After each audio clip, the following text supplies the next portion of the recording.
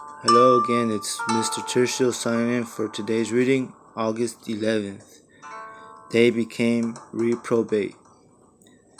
First, God has given them up, as St. Thomas Aquinas says, not by impelling them to evil, but by deserting them. He justly withdrew his grace from them in punishment of their idolatry, and being thus abandoned by God, men followed the bent of fallen nature and fell into the degradation of unnatural vice. For the cause God has given them up to shameful lust. For their women have exchanged the natural use for that which is against nature. And in like manner the men also, having abandoned the natural use of the woman, have burned in their lust one towards another, men with men, doing shameless things, and receiving in themselves the fitting recompense of their perversity.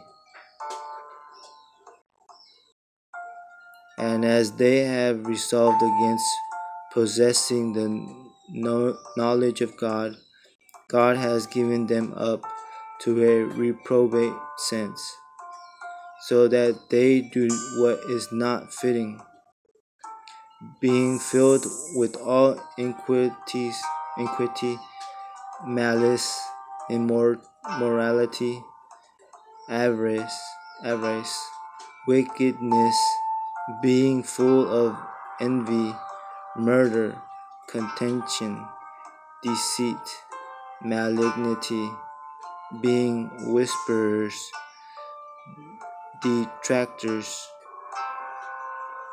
plotters of evil, disobedient to parents, foolish, dissolute, without affection, without fidelity, without mercy.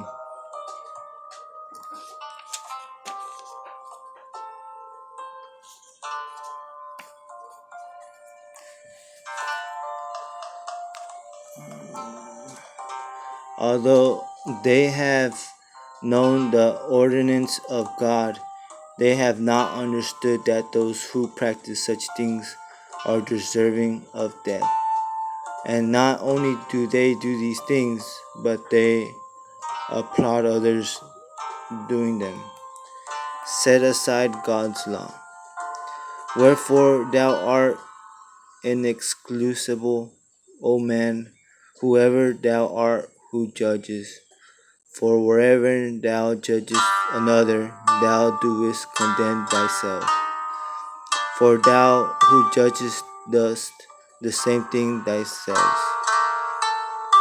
As it is written, there is no one just man, there is none who understands, there is none who seeks after God, deserving of blame. Because you have grown dull of hearing, for whereas by this time you ought to be masters, you need to be taught again the rudiments of the words of God. All have gone astray together. They have become worthless. There is none who does good, no, not even one. Their throat is an open sepulchre with their tongues, as they have dealt deceitfulness. The venom of asps embreathes their lips. Their mouth is full of cursing and bitterness. Their feet are swift to shed blood. Destruction and misery are in their ways, and the paths of peace they have not known. There is no fear of God before their eyes. So the reason there's no fear and none of that, it's because they're probably already in a deep, in something very deep where they obviously can't get out. So their only way out is what God has set aside. So and so in the past reading, God is the king of the universe and uses everything, his weakness against the strong. So with those words, I'm signing off. Truly yours, Mr. Tercios.